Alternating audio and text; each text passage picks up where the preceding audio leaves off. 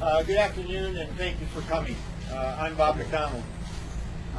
As you know, while I was in Los Angeles and gauging a homeless man to determine his veteran status, I asked the man where he had served in the military. He responded that he had served in Special Forces, and in an attempt to connect with that veteran to make him feel comfortable, I incorrectly stated that I too had been in Special Forces. That was wrong, and I have no excuse. I have great respect for those who have served our nation in Special Forces. They and all veterans deserve a Department of Veterans Affairs that provides them the care and benefits that they have earned. We at VA are working hard to restore trust, and again I apologize to those who may have been offended by my misstatement. We remain very focused on continuing our progress to better serve veterans. I'd be glad to take your questions at this time.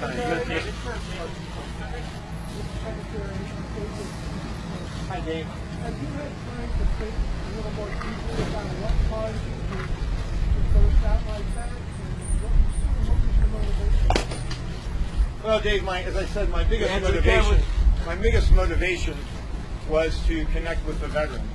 As all of you know, in my first national press conference, I gave out my cell phone number, and many of you have been kind enough to publish it and repeat it, and I get calls from veterans every single day.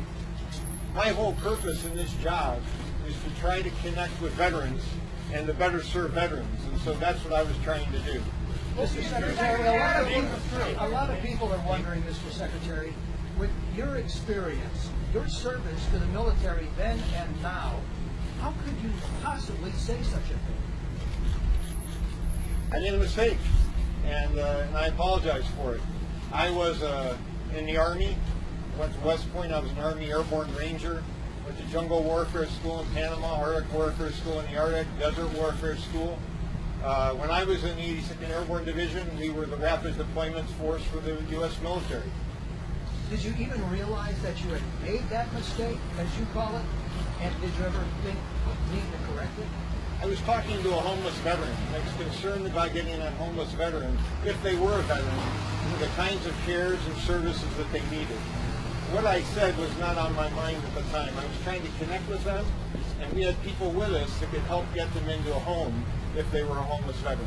Mr. Secretary, for those special forces who say they feel a bit insulted, even with your service, even with your Ranger tab, that they have a sense of insult, would you answer that, please?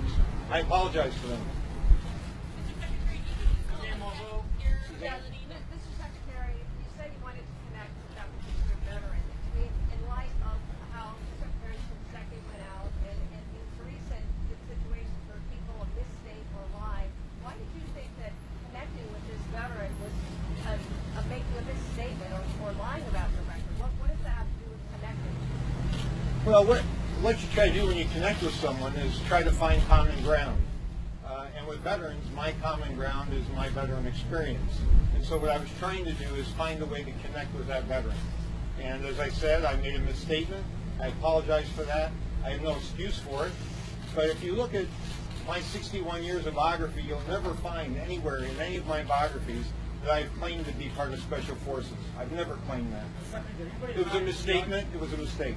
Did anybody authorize on you that you would have spoken or spoken not accurate? The question was, did anyone around me tell me I had misspoken? The answer is no. Mr. Secretary, you also recently stated that 50 people have been fired from the department based on misconduct, harassment, and scandal allegations from before you were Secretary. And that was also a misstatement. Are you concerned that these are going to undermine your ability to rebuild the trust you talked about in your statement?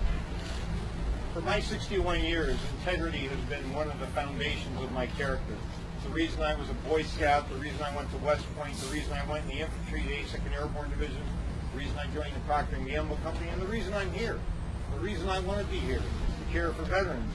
So, integrity, character is part of who I am, and I will do better to make sure that I don't make mistakes like I did in Los Angeles. Okay, Mr. Secretary, right now, Captain Hill lawmakers seem to be accepting your apology. Do you feel like you maybe used up your one free pass to example them concerning the relationship Look, trust is something that is gained every single day, one veteran at a time.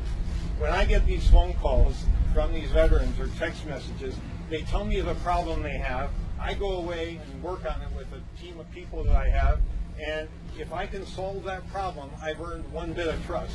Now, I may give up a bit of trust the next day, but my job is to work for these veterans every single day, 24 hours a day, 7 days a week, and get them the benefits that they've earned. I served with them. Did you ever consider resignation? I want to serve veterans. I'm here to try to prove that we can make VA work, and that the veterans who we serve can get all the benefits that they've earned. And that's what we're working against, and we're making progress. Wait times are down 18%. Backlog is down. The claim backlog is down about 60%. Homelessness is down 33%. Great progress made during General Shinseki time when Sloan Gibson was interim secretary. We're trying to keep that going. I'm sorry, I didn't hear.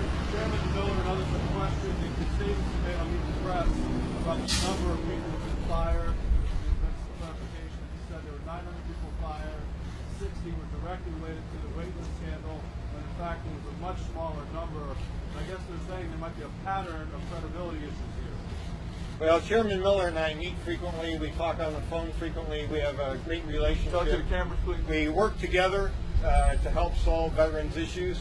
I think what you saw in our last committee hearing was tremendous unanimity from all the members of Congress and the VA around what we need to do. We're here to serve veterans. Everybody wants that. Nobody can dispute that. Thank you very much for your questions. Thank you. You did misspeak. What exactly?